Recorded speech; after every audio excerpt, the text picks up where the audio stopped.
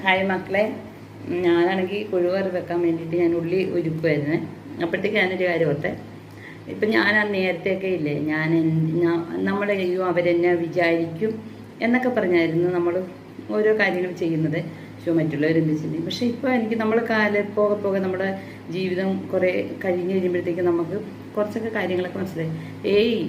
ആരെന്ത് വിചാരിക്കുമെന്നും പറഞ്ഞിട്ട് നമുക്കൊരു കാര്യം ചെയ്യാൻ പറ്റത്തില്ല. നമ്മളുടെ ഇഷ്ടം, നമ്മുടെ സന്തോഷം, അതൊക്കെയാണ് നമുക്ക് വലുത്.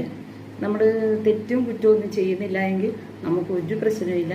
നമുക്ക് ഹാപ്പി ആയിട്ട് മുന്നോട്ട് പോകാം, നമ്മുടെ ഇഷ്ടം തിരഞ്ഞെടുക്കാം.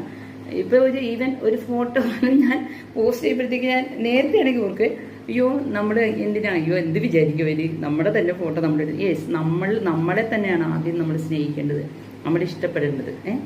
അതിനുശേഷമാണ് മറ്റുള്ളവർ. ഇപ്പം എന്നെ സംബന്ധിച്ചത് പറയുകയാണെങ്കിൽ നമ്മുടെ കാര്യവും കർത്തവ്യങ്ങളും ഒക്കെ കഴിഞ്ഞ് ഏകദേശം കരണ്ട് പോയെ നമ്മുടെ ലാസ്റ്റ് സ്റ്റേജിലേക്കുള്ള നീക്കങ്ങളിൽ ഇരിക്കുകയാണ്. അപ്പോഴത്തേക്ക് നമ്മുടെ കുറച്ച് സമയമെങ്കിലും കിട്ടുന്ന സന്തോഷം എന്ന് പറയുമ്പോൾ അത് നമ്മൾ എൻജോയ് ചെയ്യണം, അല്ലേ? യെസ്, അതാണ്. അപ്പോൾ എനിക്ക് കൂടുതലും ഇങ്ങനെ ഫോട്ടോ എടുക്കുക, വീഡിയോ എടുക്കുകയൊക്കെ ഭയങ്കര ഇഷ്ടമാണ്.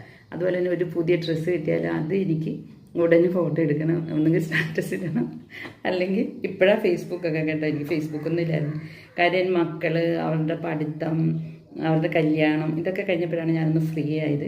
അപ്പോഴത്തേക്ക് ഈ ഫേസ്ബുക്കൊക്കെ ഒന്ന് ഇത് ആക്റ്റീവായതും ഒരു വർഷം, ഏകദേശം ഒരു വർഷം ആകാൻ പോകുന്നേ ഉള്ളൂ ഫേസ്ബുക്കിലൊക്കെ ഇതായത്. അപ്പോഴത്തേക്ക് ഇത്രയേ ഉള്ളൂ കാര്യം. അപ്പോഴത്തേക്ക് ഇത്രയേ ഉള്ളൂ കാര്യം കേട്ടോ. ഞാനാണേലേ കൊഴുവാമീൻ കിട്ടി, അത് ഞാൻ തോരൻ വെക്കാൻ പോവാം.